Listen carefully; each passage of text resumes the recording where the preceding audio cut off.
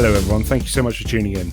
On this week's episode, we are talking to the photo agent Hannah Vicary from Tea and Water Pictures on a whole range of topics, from approaching an agent to talking about ad agencies and their changing dynamic, but also the changing role of a photo agent.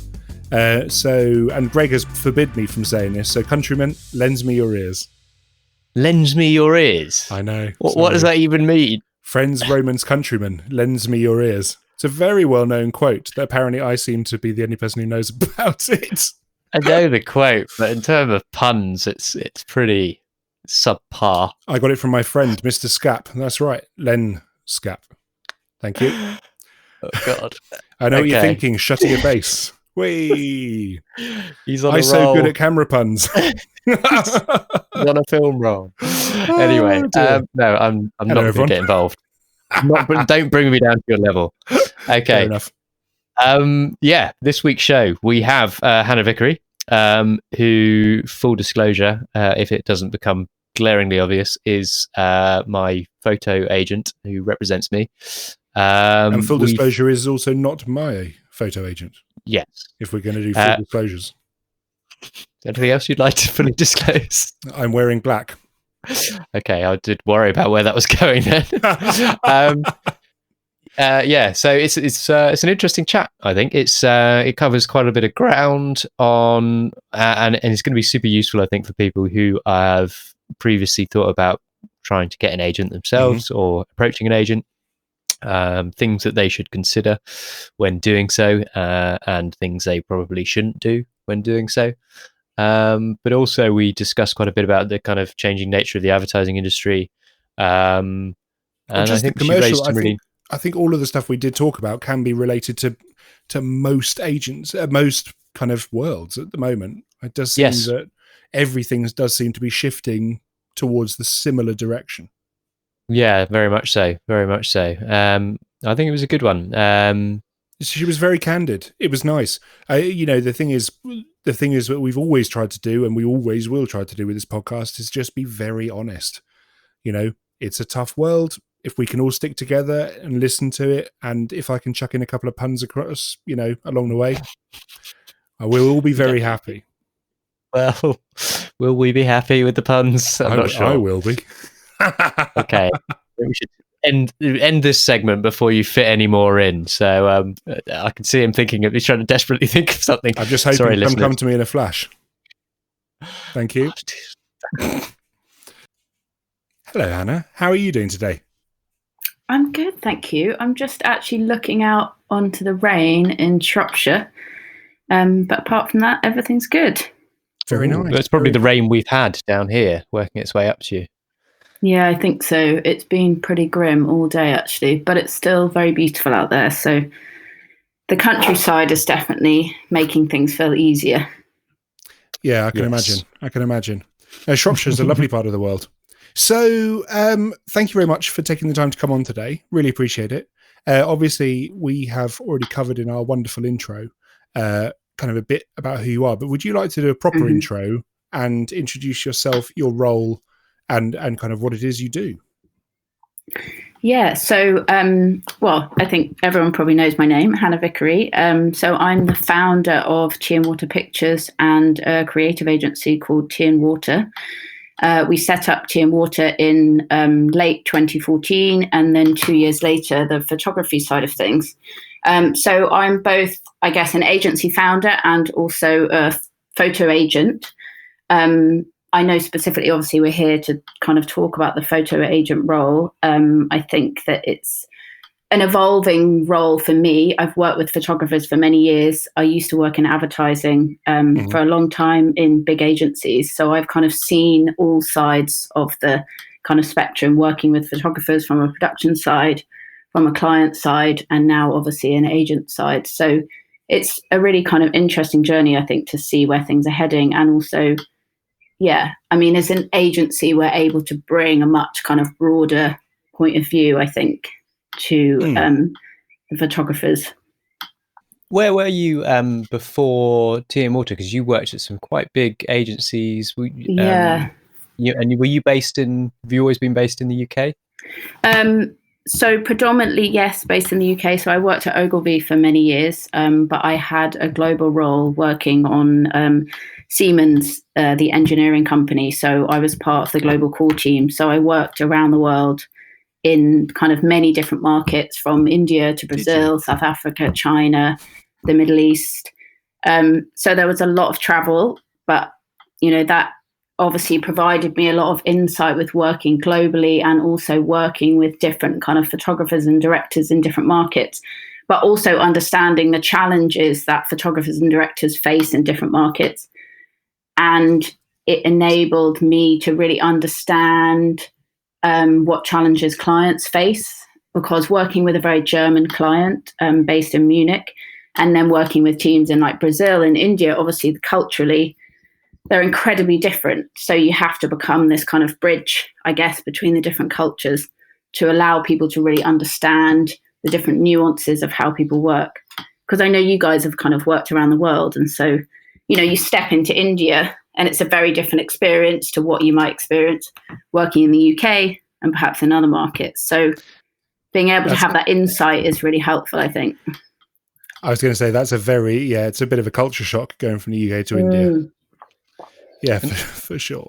Yeah, definitely. You also kind of crossed the bridge somewhat, because I guess before, when you were working at an ad agency, as you touched on, you were working with photographers from a kind of, a more of a commissioning side of things as a client side of things. And now you're you are part of what you do now is represent photographers, obviously, as alongside the agency side of things. So what's, I guess, have you seen, with that in mind, have you seen kind of much, what are your kind of takeaways from that? And what have you seen in terms of things that have changed in the last kind of 10 years? Well, I think, obviously, as we're all aware, the landscape of photography has kind of changed hugely, even in the last 5 years. And I think commercially it's changed hugely, where photographers were 5 years ago, and specifically the day rates that photographers could perhaps command 5 years ago are different to where they are now. I think obviously Instagram has changed a lot. Obviously with agencies, there's been huge agency mergers, and whole departments have been made redundant. So a lot of art buying and production teams have been made redundant, which again has shifted things, because inherently art buyers and producers would always have those relationships with photographers and agents. And so together they would be driving work, funneling work through to the creative teams. And now, obviously, with Instagram, creative teams can very much find the artists that they want to work with, which in some respects is really good, because I think it kind of completely opens up the field and makes it much wider, because sometimes art buyers and producers have very specific relationships with certain people. So jobs would more often than not fall to those particular photographers. And if you weren't in that kind of group, it's quite hard to kind of break through. But, I think it is really interesting, because I think now, because I sit both sides of the fence, having a creative agency and I'm a photo agent, I have to have a really good sense of where I feel the industry is going based on the work that I'm being exposed to on both sides.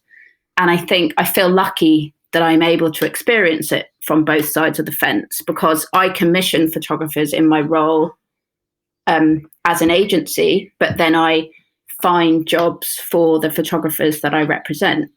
So I'm able to kind of understand the different budget parameters that clients are working towards. Obviously, having worked in an agency side and having worked with some of the world's largest clients, I know how they work from a financial perspective. I know the certain cost that they're looking to drive. So it definitely is very beneficial in being able to kind of drive certain conversations. And I think that is really important in the way that things are moving now, because it's being very driven by costs. A lot of the market is, and in a way, the industry as a whole kind of has to stick together to stabilize certain costs, because I'm really rambling now, but I think that it's important to understand that big corporates are very much driven by procurement now. So they will drive certain costs. It's not about the creativity. It's not about the photographer, because cost consultants are often involved. They will remember certain costs that have been paid in the past, and these will be carried forward. So I think that there's a responsibility of everyone within photography, agents, producers in agencies, art buyers, photographers, to work together to stabilize certain costs.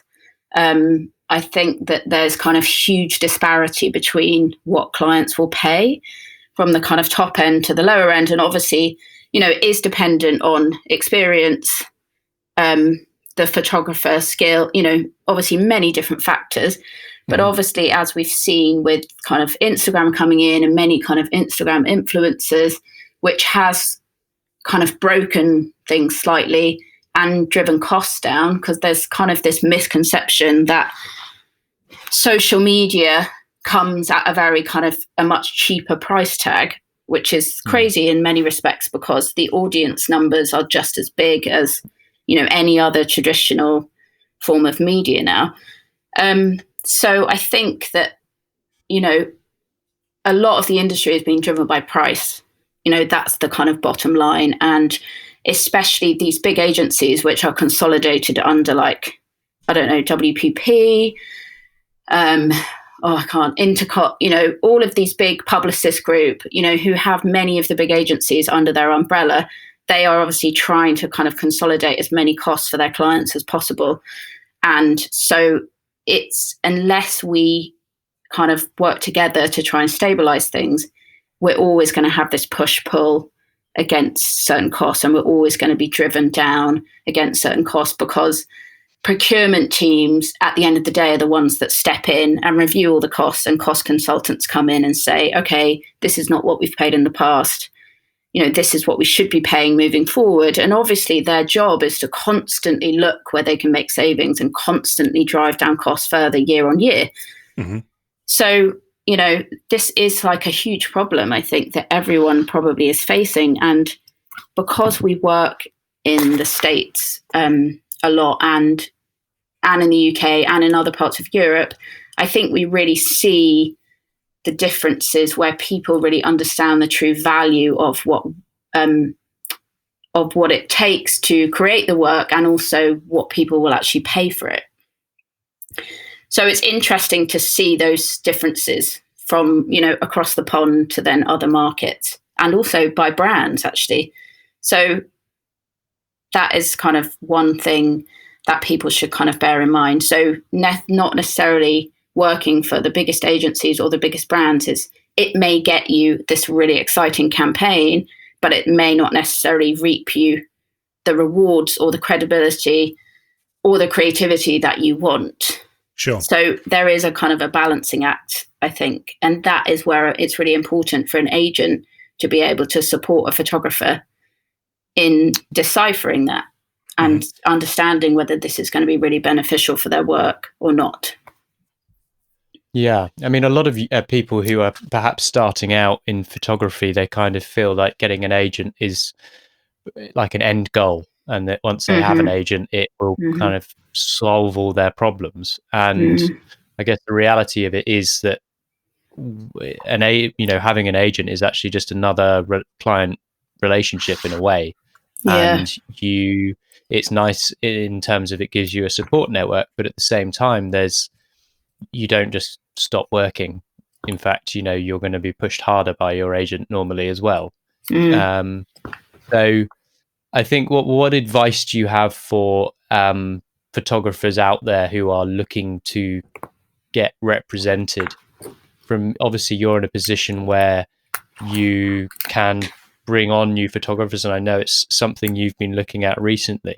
What have you kind of found whilst trying to do that? Yeah, well, it's been an interesting experience, actually, especially during this whole COVID-19 period, because we, at the start of this kind of lockdown period, essentially, when, we were all kind of faced with wondering, what was going to happen to the industry. I know many people have been feeling kind of, quite anxious and despondent about where their careers might be heading. And we wanted to be able to support photographers with looking at their work, seeing where they could, where there may be specific gaps, how they can build their work, perhaps inspire them to create specific projects which would push their work further. So we put out a call to do kind of portfolio reviews, and we've done over 100, I think, since the beginning of April. And it's been really interesting because we really, really wanted to find photographers from all backgrounds. We are really aware that our roster is very kind of white male heavy. And that's a balance that we, obviously I'm a woman. I would love to see more women on our roster. And I think we were really disappointed with how few women came forward and how few photographers from other backgrounds came forward, and actually a lot of white men. I know you guys are white men. This isn't like obviously full disclosure, we are two white men. We are the two elephants in the room. Thank you.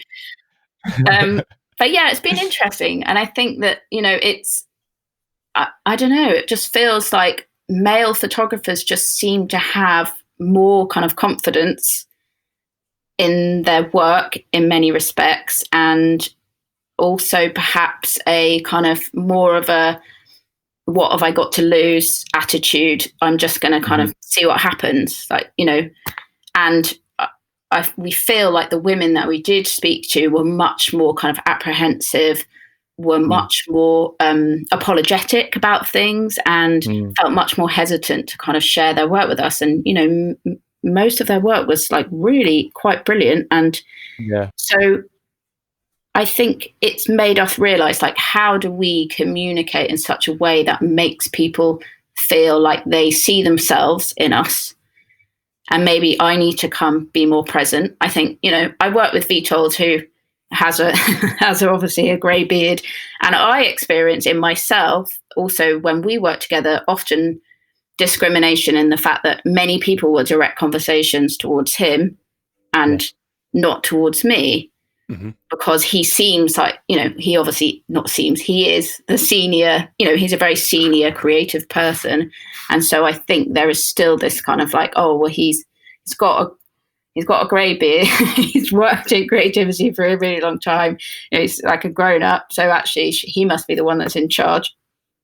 So, I think that it's something that the whole industry needs to address, really. And, it's almost on a societal level as well. Like there are other industries where there's similar issues, where women who are incredibly talented and often, in situations where they're definitely the best option, but don't have the confidence to put themselves forward. And I think that comes down to society and the culture that we live in, where perhaps they're not pushed and encouraged and nurtured in the way that they should be.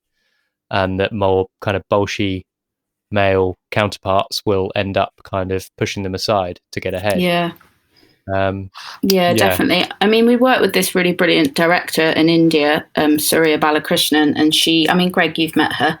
I mean, she's fantastic. Just the most wonderful person, and she's tiny and like very kind of unassuming. But then when you see her on set with people, I mean, I'm sure, as you both know, having shot in India, you're not short of pairs of hands to help you when you need to do certain things.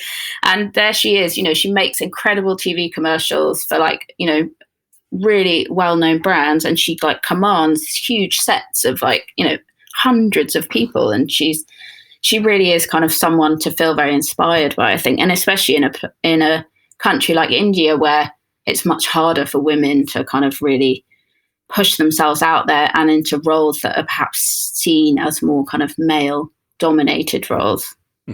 Yeah, I think that's there was is it Nora Ephron, the film director who did You've Got Mail, amongst others.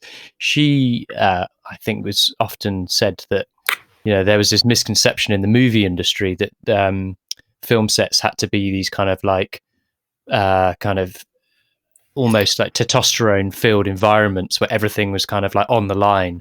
And she would much prefer to run her sets where it was actually like people got, the proper lunch break, and they could bring like a baby to work if it needed to be brought to work, and it was being breastfed and stuff like that. All these kind of misconceptions that she was constantly fighting against throughout her career. And yet when you look at her kind of movie back catalogue, she absolutely knew what she was doing and 100% knew what she was talking about. And she was perfectly capable of doing it in the way that she wanted to do it. And yet there was this misconception that it needed to be done in this other way.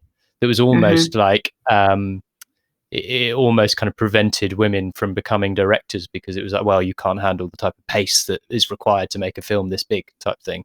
So I think there's definitely that mentality in other parts of the industry as well. Definitely.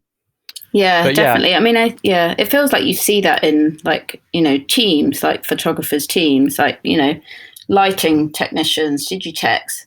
I'm constantly seeing things in the kind of groups that I'm a part of. I'm a part of a women in advertising group, and people are always asking for recommendations of women in these roles. And so, again, as a photo agent, it's something that we're always kind of looking for. We're always looking for, people to kind of bring into the team, and also to kind of create more equality and diversity with everyone, that we work with. Yes. Yeah. Well, we had a brilliant conversation on a similar topic with a recent guest, actually, Jackie Johannan from Equal Lens. And we covered a lot of these topics, actually. If people are listening and they haven't heard that, then they should check that out. To kind of bring it back towards the role of the photo agent, where do we? I mean, what if photographers are looking again to get agents? What should they be aware of in terms of what areas can an agent help a photographer? I guess we've discussed things to do with licensing and the changing nature of licensing, and I guess a lot of photographers, when they're starting out, or even when they're kind of been doing it for a while, there's areas of the business that they just neglect to really educate themselves about. But are there areas that you see as an agent where you think that most photographers could do room for improvement? Well, I think that obviously, first and foremost, the photographers should just, very much be about their photography. And, obviously the role of the agent is there to allow them to be very much about their photography and continually kind of evolve their craft. But, at the same vein, it is very much a two-way street. Everyone has to be pushing in the same direction, and everyone has to be pushing, towards the same goals, whether that's targeting specific people or brands that you're interested in working towards. I think some of the most successful commercial photographers push as hard, if not sometimes harder, than the agents in terms of the relationships and things like that. But obviously it's the agent's role to give the photographer exposure to the specific people that they need to be able to connect to find inroads into different areas where they are able to share their work and, hopefully work towards finding opportunities for specific projects. I think that all too often there's kind of a misconception that when you get an agent, that's it.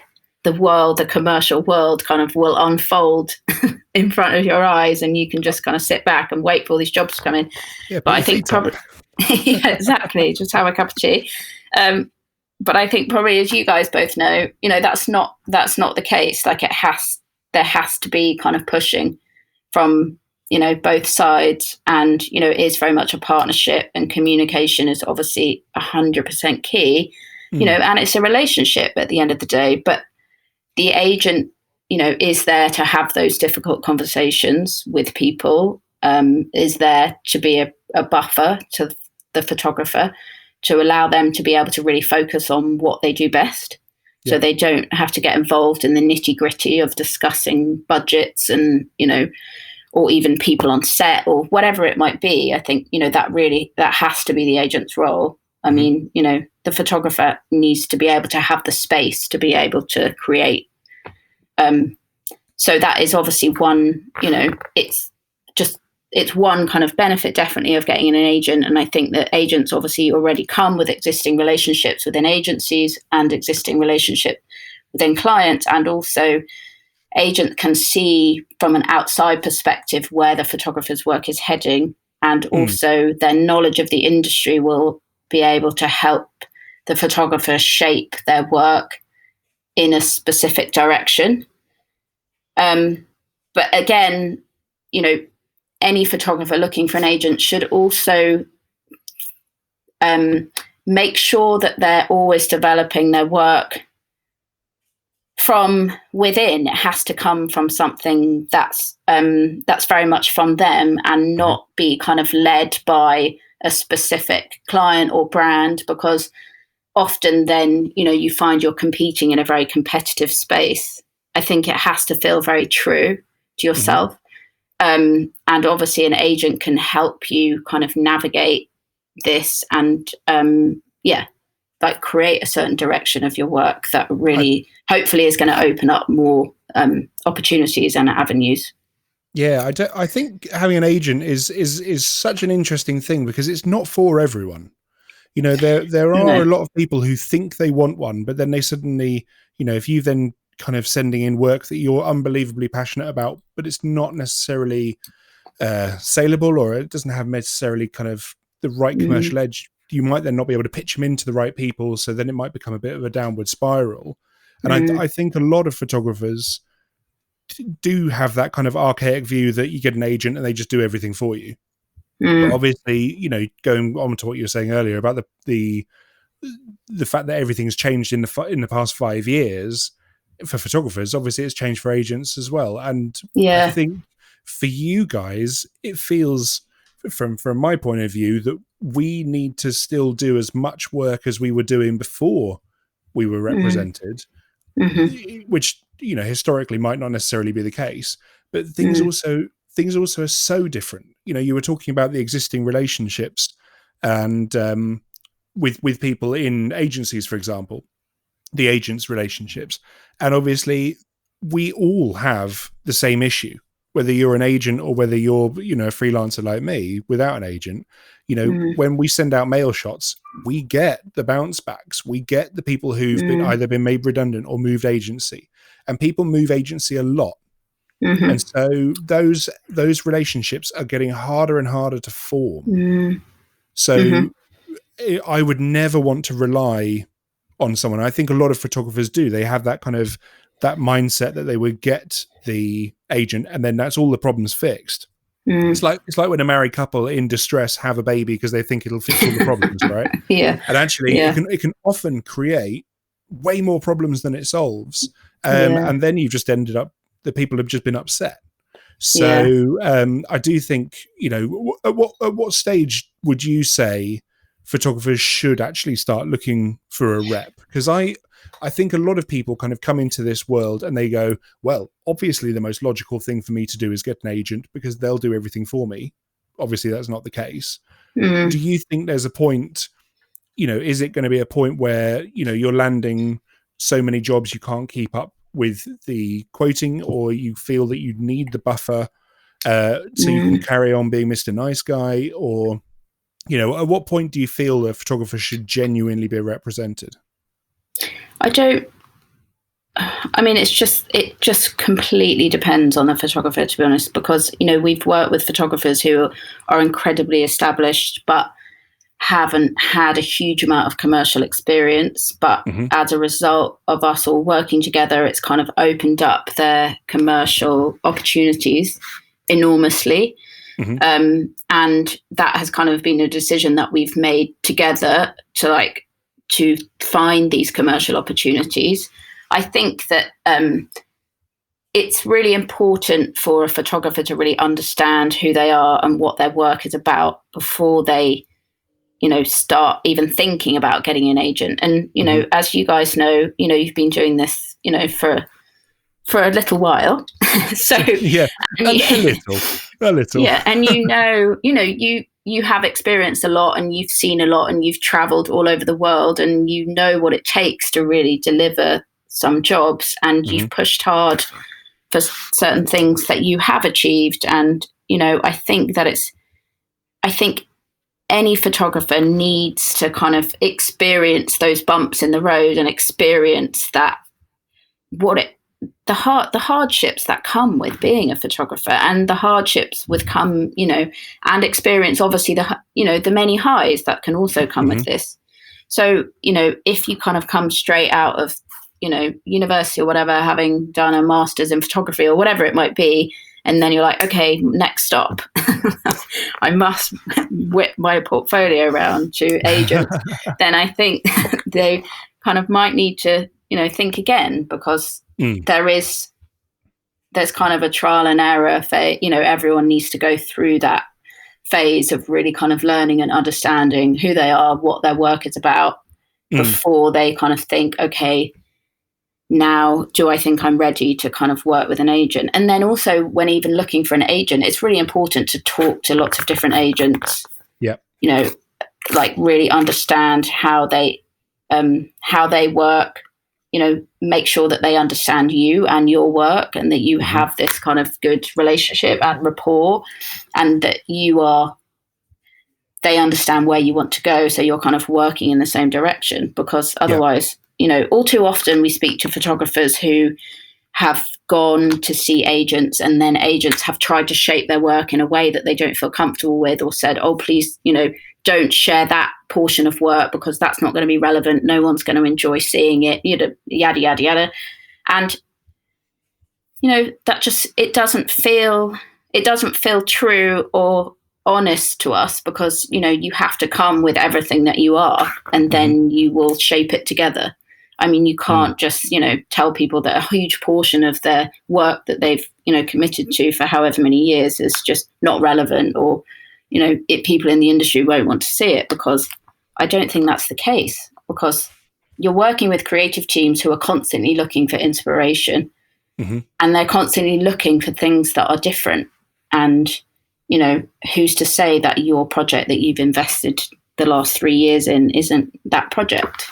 So, you know, it's, you know, there's no obviously kind of checklist or cut and dry answer. I think that you have to feel your way into this. It has to be a process of elimination and a process of discussion and kind of really understanding. And as creative people, you know, we all have this ability to be able to feel our way through situations and instinctively understand what we think might be the best route. And I think that's what you have to engage that in yourself to, you know, really.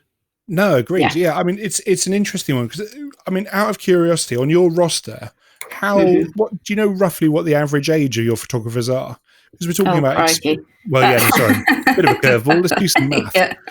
But you know, from the guys I've met and the agented photographers I know and stuff like that, they do tend to be kind of heading towards mid-40s, kind of, you know, 40 to 50. Because, and it's not because that particular age is like a golden age, it's because by that point, these guys have probably been doing it for 15, 20, 25 years, right? And there comes a certain level of experience, like you were talking about earlier, but gravitas and confidence that comes with slogging your ass across the world for 25 years.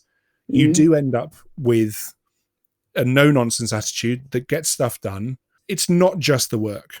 It's the work ethic. It is the experience. You know, you need to know that if you're putting someone forward for a job, and it could be a tricky one, they will have probably had a similar situation at some point in the past. So whatever comes at them, they'll be able to deal with it. When I speak to young photographers who are like, what's it like being in it with an agent? You go, it's good, right? But like, you're so far away from needing an agent because you just don't have the experience. And I think from my point of view, is it going to be like, would you rather have a super young creative with no experience, or would you have someone who can deliver solid, dependable results? Because at the end of the day, business is business, right? You know, this is as much as we like to talk about being creative and things like that. It is we are all running businesses. That is, you have to be able to work to a brief at the end of the day. 100%, yeah. And so you need to be able to deliver. And so I do worry, going back to your point about Instagram influencers and the rise of those guys, there are some of those guys who will have only produced content for themselves and for the internet audience. They might not have created content for clients. And so they will never have dealt with the demands that come with clients and things like that. Not entirely sure where my point is going, but it's more just getting it off my chest. Sorry. A good thing.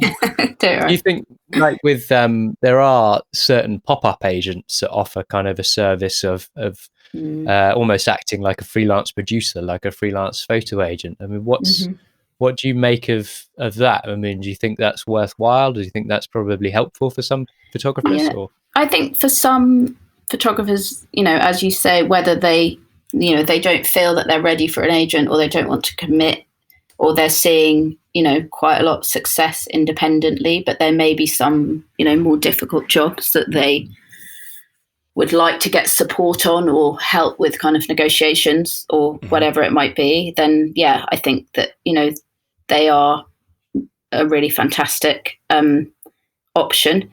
I think, it's tough for younger photographers coming into the industry, just to kind of swing back quickly to Tom's point, because obviously you want them to have the opportunities so that they too can grow and they too can get the experience of, where you guys are and where other photographers are. So I think also, and as an agent, we're also, very aware that there are much younger photographers out there who are hugely talented. But as you say, it wouldn't be fair to them, and it wouldn't be fair to the agency to kind of throw them into the lion's den, and when they haven't kind of been on a big commercial shoot and they're not able to manage certain situations, or, as you say, interpret a specific brief. But how do we work with them to show them a specific path and create certain opportunities for them? And I think that's where social media can play a role, and where you may not want to sign a photographer because you don't feel that their work is developed enough, or you don't feel that they have enough experience under their belt, but you can work with them on ad hoc projects where they may have been approached by clients to help guide them through this process, so that they're not going into this blind, and so that you're really helping them understand what's needed from them on a commercial shoot.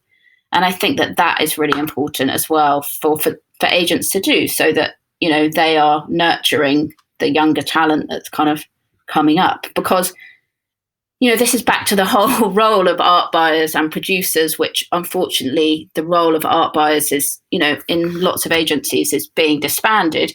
And that's why the role of art buyers and photo agents was so close and so integral. But now, creative teams find their own talent through Instagram. And so they will approach whoever.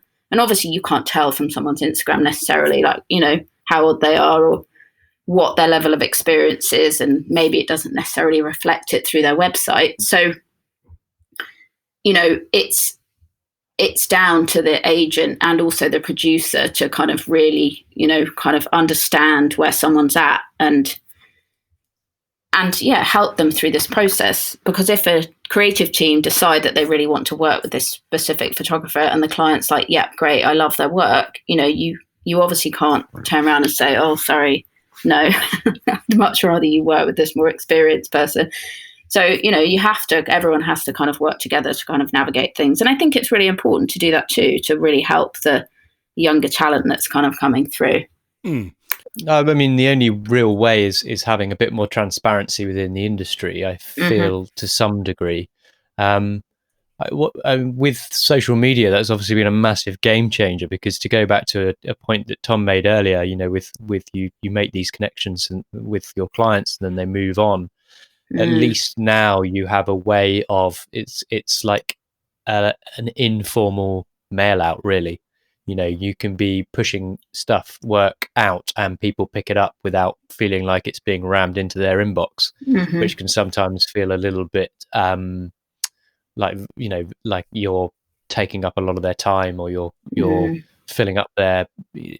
I feel like when I get emails and I've got a lot of work on and I've got a lot of stuff coming in, it can sometimes be a stressor, because it's so if you're sending a mail out to somebody who's already dealing with hundreds of emails a day, you can kind of understand why they might not respond to it. But in a way, with something like Instagram or Twitter or other mediums like that, they will be seeing it in a more passive way, which might mean that their reception to it is slightly different because it feels like it's something they've discovered rather than had thrust in their face, perhaps.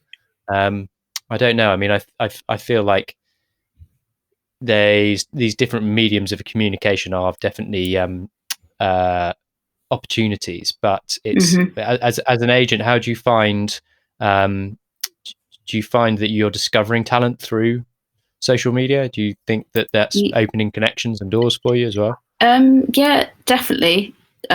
We've found some really fantastic people, and a lot recently when we've been doing these reviews, I think we found some really brilliant people through social media. So, I mean, there is a definite kind of plus side to it. It's a complete kind of catch-22 situation, I think, because obviously, as we all know, it can be a torture chamber for everyone. But at the same time, it does give you exposure to, a much kind of wider audience without kind of, having to like carry a book around and literally physically, present something to people. I think you can very quickly tell through someone's Instagram, as a photo agent, like how people, their level of kind of experience that they have and what they've done and, how they shoot and what they enjoy shooting. So it's quite quick, it's quite a good way of kind of getting a good understanding and a good measure of kind of how people work, I think. So, you don't have to have that awkward conversation of contacting people, meeting them, and then, deciding that actually it's not going to work. Yeah. I guess a lot of agencies as well probably see things that way. Maybe, they can actually, people these days put so much information out there about themselves. And in some ways that's a good thing. And in some ways that's a bad thing. Yeah. Like it, the mystery's sort of gone, hasn't it? Yeah. I wonder also whether or not now the kind of the photographer, the director, we all knew it kind of a few years ago when you'd see somebody's byline and they'd be, writer, director, photographer, entrepreneur, like business owner, coffee drinker, next president, and that idea of celebrity of kind of inventing who you want to be, if fake it till you make it, is very prevalent on social media. But at the same time, it has allowed creators to become kind of brands in themselves, and some of them have turned that into massive successes. They've managed to bring in this whole new kind of revenue stream from being, the influencer in inverted commas. But it's interesting how I wonder how, as you to go back to a much earlier point where you were talking about how social media has changed things. Do you see that stabilizing, or are we in a place where technology is changing so much and so quickly that the idea, for example, of traditional idea of usage, if we go back 10 years, it would have been like, right, you're paying for out of home, you're paying for billboard, you're paying for this, you're paying for that. Yeah. Whereas now it's like you're paying for an Insta story and it's going to be online, it's going to be shown for X amount of seconds or whatever. Like there's so many outlets now that it's people almost just want to simplify it by packaging it all as social media. And yet, as you said, that can be massive for some brands. That's like millions and millions of eyes on. Whereas traditionally a billboard would not have that many eyes on. It would be very localized potentially. Yeah. And yet it doesn't feel like the industry's kind of balanced that out yet. No, not at all. I think that, I don't know, it feels like the industry is maybe not sure how to like manage the costs associated with it. Because in the past, a media budget that a client was spending on TV, out of home, all the kind of traditional above the line forms of media, then you would understand that there would be a certain percentage of that media budget would be invested into production, which would obviously cover photographer, director, whatever. And so if a client was spending, 20 million on their media, that they were probably investing, 1.5 million potentially, or 2 million towards their actual developing their creative assets. And now it feels like that whole situation has changed, because in a way it's down to the the likes of Instagram and Facebook and Google and all these digital channels where you're able to buy the space essentially on their platforms for relatively little cost. So obviously clients don't now see that the investment needs to be made back the other way to create the content that then is put out through those platforms. But obviously if a brand, any big brand, I mean, I won't name any, but creates a sponsored post on Instagram, for example, and if it's a huge apparel brand, for example, millions and millions of eyes are going to see this Instagram post, and obviously it can be geotagged by location. So, but still, if it's for the US market, for example, goodness knows how many people would see this. And so, but that money isn't necessarily reinvested into the production of what's actually created. So there's huge disparity. So I don't really know where this is going to go, to be honest, because we've had situations where clients have said, oh, I just need to license this one image. Oh, it's only for social. We only want to pay, a few £100. But and it just seems madness, because, A, it's a huge brand. B, only for social is millions of eyes that will see this, image. And also, like, it's not like the clients, the brands don't have the budgets to kind of invest in it properly, which is why, coming back to my point at the beginning, it's really important for everyone in the industry to kind of work together to all just to push back a little bit. And I guess the sheer volume of content compared to 20 years ago is just unimaginable. Yeah. Like, in terms of campaigns being produced, there are kind of things having to go out daily, and that's probably also had an effect, because there's just the companies have had to expand, so there's smaller teams dealing with just this type of campaign that's going to be going on this particular form of social. And that in itself means that there's not the budgets that need to be there necessarily all the time, the type of for the amount of eyes on, as you said, that these things are getting. But I also think that is an area that a lot of photographers, when you're first starting out, possibly don't always understand, and some are more savvy than others. But the value of your work and the value of what you're producing and how many people will see that, it's very difficult in the digital age, especially, I think, because everything is such just on a screen, so it all looks the same. So you can have a campaign that's been shot on an iPhone, or a campaign that's been shot on a £30,000 digital camera, and yet they're both going to be seen on the same screen at the same resolution. And so it becomes this kind of, people are like, well, I don't really, it's this. I've seen kind of big brands doing their content, shooting stuff for Insta stories on cameras worth hundreds of thousands, and then the client might turn around and say it doesn't look, it looks too good. So it's this odd situation where you it's almost, at times with social, it feels like the quality at times is almost like less, not valued as much as well, in terms of the craft that might go into it. I mean, it's hard to say, though. I think we're in a very transitional period with it, and I think there's a lot of people still trying to figure it out, and still trying to figure out what works and what doesn't work.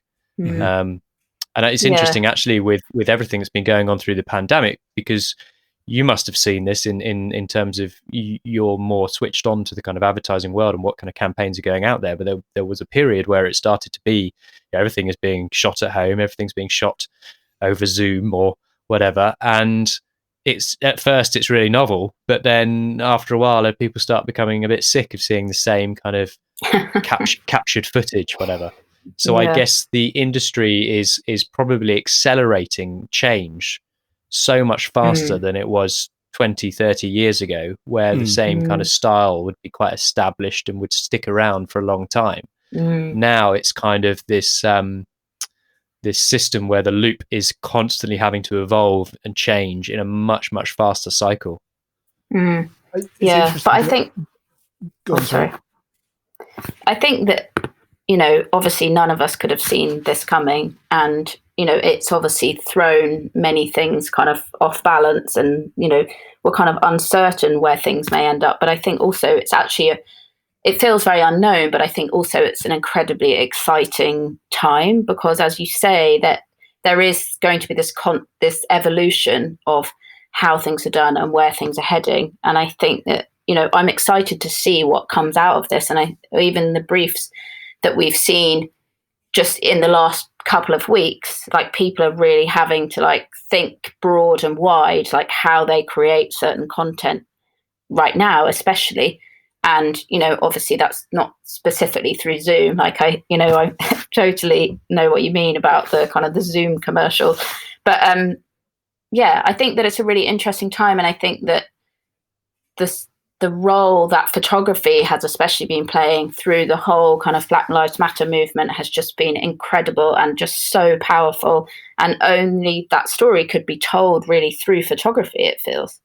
So for me, I really feel like there's like a resurgence of photography and the role photography can play in really telling really compelling stories. And I feel very hopeful, and I hope very much that this, like, energy that has coming out of photography is really going to kind of continue kind of pushing forward, because it feels really strong right now and very powerful. I mean, maybe that's because, you know, I'm kind of, maybe because of the people I'm following or kind of more exposed to, but I don't know, you know, if you guys kind of feel the same. I do, for sure. I think it's interesting, like, from my point of view, you know, when you kind of pick up the history, the Magnum's kind of collections photo books, and you kind of look back through them and you go, wow, that's a great shot, you know, and then, but there's only kind of one or two shots of that event. Now, for example, the protests that have been happening in the States and in the UK, we're seeing so many incredible images that I think 50 years down the line, my photography book is going to be absolutely incredible by then. But, like, there's going to be just this amazing body of work. And there's so many BAME amazing photographers who are doing the job documenting it. I know Rob Haggart, a photo editor, was posting some links up. We'll link to that in the show note, but he was posting some posts up on his Instagram with people to follow. But it does feel like photography is starting to, I don't know, from me personally, it feels like it's starting to get some of its worth back. It felt very much like with the kind of with social media that it started to become very throwaway because people were so desperate to consume. But it does feel a little bit now like people are more understanding the value of it. So I'm hoping that is the case. Yeah, I think, I mean, it definitely feels that way to us. And it feels like there's a kind of huge energy kind of that's bubbling to the surface now. And I know that, we're, really excited to speak to lots of different people. There's an organization in the States called the Authority Collective. I don't know if Rob Haggart posts about it, but they are kind of a huge driving force in creating exposure for Black and non-binary photographers, especially more focused in America. But, I'd be really interested to discover like more organizations like that in the UK, for sure. Absolutely. Quickly, because I think we're going to start wrapping it up. Okay. We haven't prepared you for this, so this could be this could be a bit of a shock. If you were going to suggest, because you will have been approached hundreds, if not thousands, if not millions of times by different photographers, because we all love approaching people. What would you say was kind of like the biggest mistake you've seen someone make, or is there something you would desperately tell people to avoid doing? Obviously, copying and pasting the email to the wrong name, that's probably quite a good one. But a lot of the times when people are trying to get in touch with agents, they are very much agent company name and then an info at address. Even just on the basic level, who do you address that email to? Do you find out who they are on LinkedIn, or? I think it's really important to obviously first go on to the agent's website and try and discover the people who like run the agency, or who at least kind of are the key agents within the agency, and obviously address the email to them personally. I think a huge mistake if you're just copying and pasting to lots of agents, because then it probably, you haven't done your homework in really looking at the different agencies out there and understanding where your work might fit. So, there are obviously like quite a few agencies out there, but obviously only a handful may be suitable for you. So, you have to look at the work of the photographers that they represent. If there's any photographers within the roster that, whose work you admire, or perhaps you already kind of, are aware of their work, then you should definitely reference them within the email. So it looks like you've paid attention to, the roster and to the agency, because sending a kind of blanket email saying, please take a look at my work. I shoot sports and fitness is not, it's not really kind of enough. I think also that's probably a very good tip. Look at the roster, see if you would fit in. If they've got 30 people who already shoot very beautiful headshots and you only shoot beautiful headshots, the chances of them needing another person who shoots that are probably 0 to negative, right? And you've also got to make sure that you kind of fit in stylistically in a way, because you don't want to, if you only shoot infrared photography, for example, quite an extreme style of photography that, but you're probably not going to sit well on a food photographer's roster, right? Yeah, I think also it's important to talk to the people in the industry, see if there's particular agents that people are talking about or who think your work would be a good fit for. I think some agents build their roster by kind of sector. So, they may say, oh, we need, automotive, food and drink, industry, portraiture, et cetera, et cetera. We don't necessarily build our roster by that, but I think it's, understand how the agent builds their roster. Do they kind of not categorize people, but, look at people's work based on the kind of the sector that they may focus on more.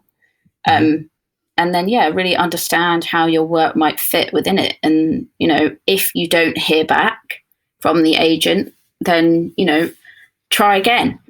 And if you feel very passionate about this agency and you want to be able to speak to them, just email them again. I mean, as we all know, we get hundreds of emails some days. You're really busy, and sometimes, you can mean to reply to that person, but it just completely falls off your radar. And, often it's not through any kind of bad intention. So don't feel kind of despondent by it. Just keep going. I mean, if you are going to follow up with people, probably leave it a good couple of days or weeks rather than minutes.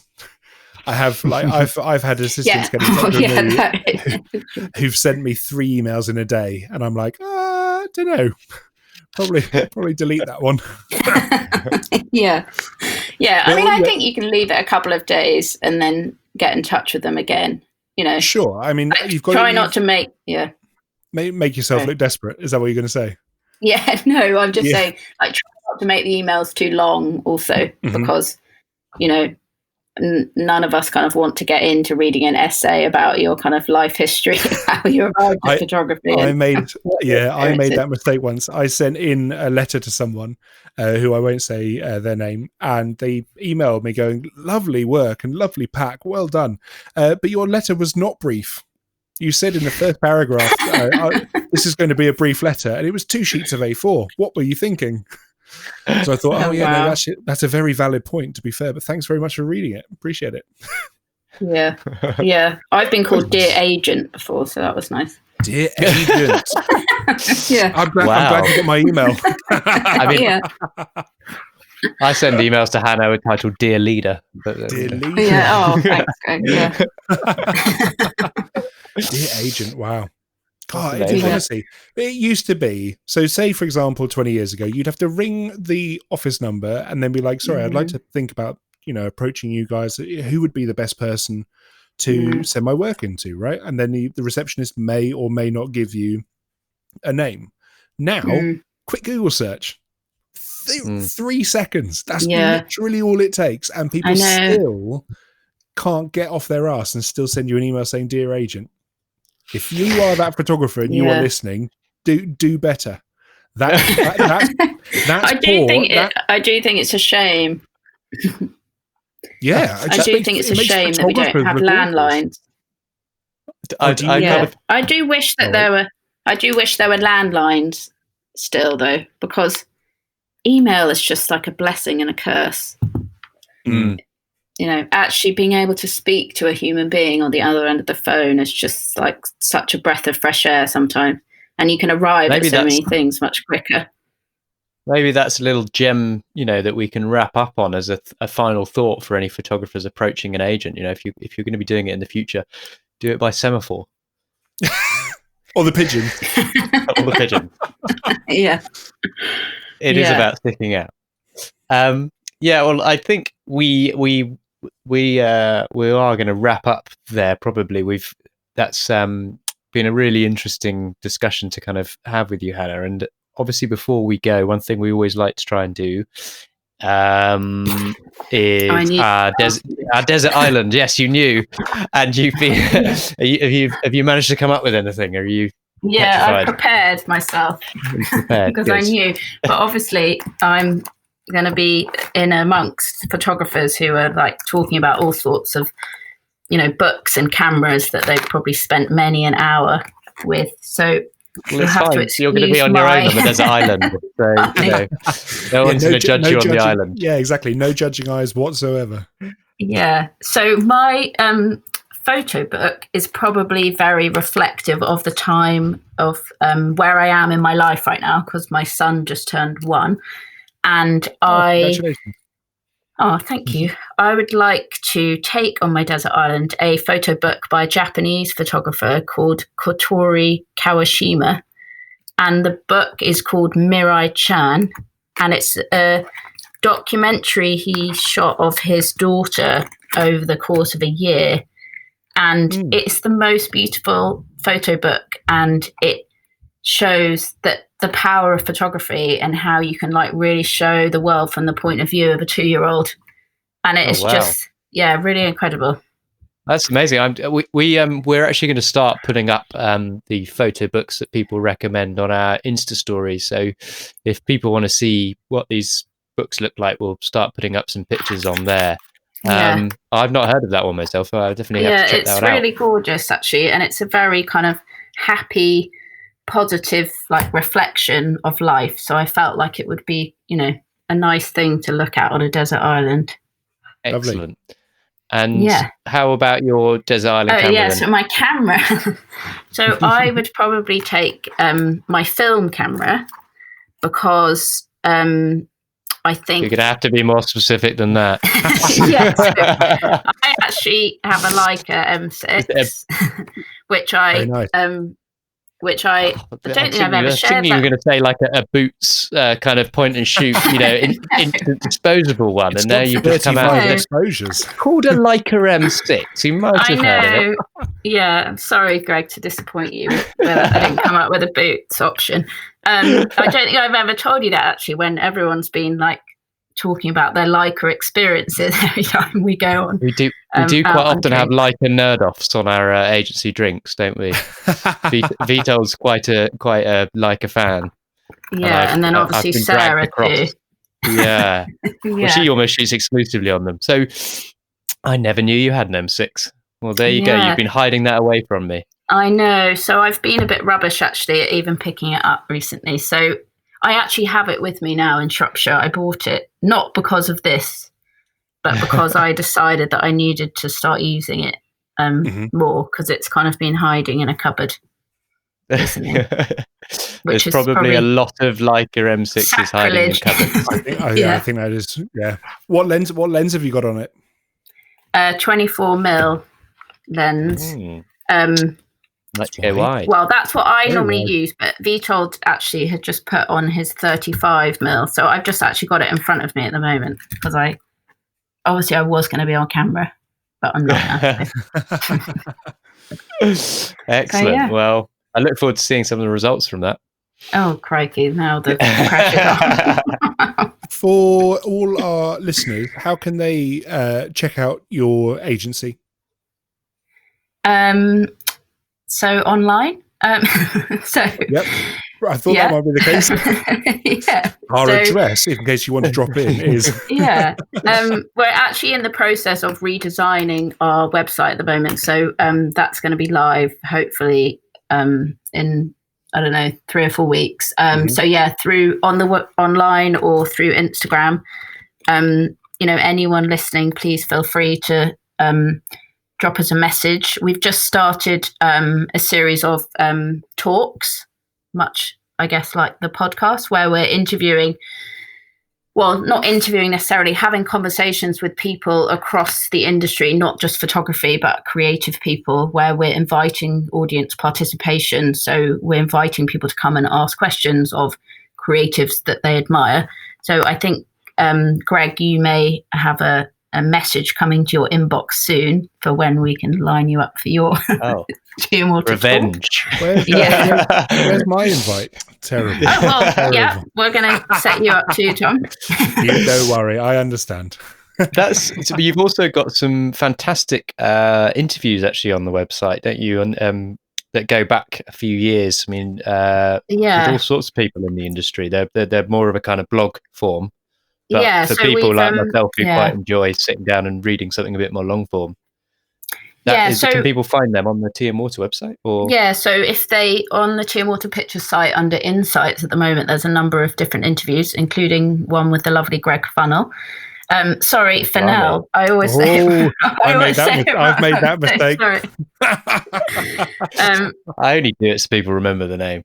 And, we try and interview photographers, across the industry. They're not necessarily photographers that we represent or, work with, but, people whose work we really admire. And, there's some interesting people on there. Tim Flack's on there. There's a really, really inspiring interview with him, actually.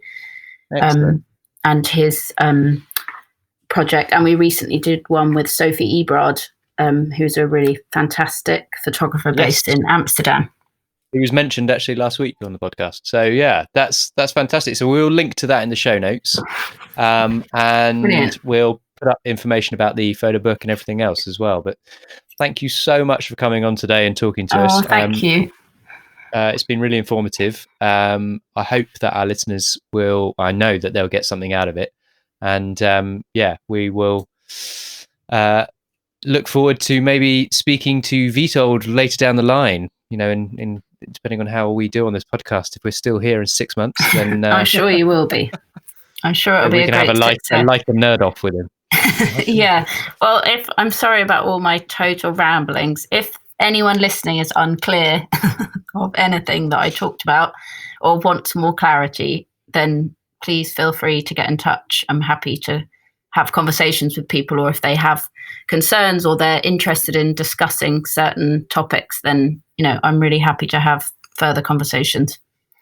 Brilliant. Excellent. Thank you so much, Hannah. Well, thanks so much for tuning in this week. I hope you enjoyed the episode. If you'd like to know more about today's guest and read the show notes, head along to www.exposenegative.com, and you can find us on Instagram at exnegative. See you next week.